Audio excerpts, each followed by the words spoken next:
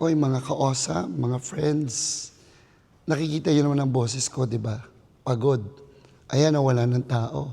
Past 9 na po, tapos na yung seminar namin. Lahat tayo napapagod. Pagkatapos sa isang matinding trabaho or paghahanap buhay, pagninegosyo, laban, daily grind. Pero alam niyo po, kahit pagod, masaya. Kahit pagod, fulfilled.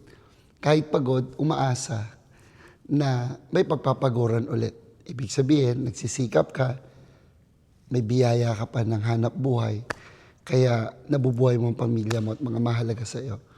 So, napapagod ka na ba sa buhay? Pahinga. Huwag sumuko. At higit sa lahat, manalangin. Sabi niya nga, lahat ng pagod at bigay mo sa Kanya. Kasi iniisip ka niya. Mapagod ka ngayon, bukas, laban ulit. Good night.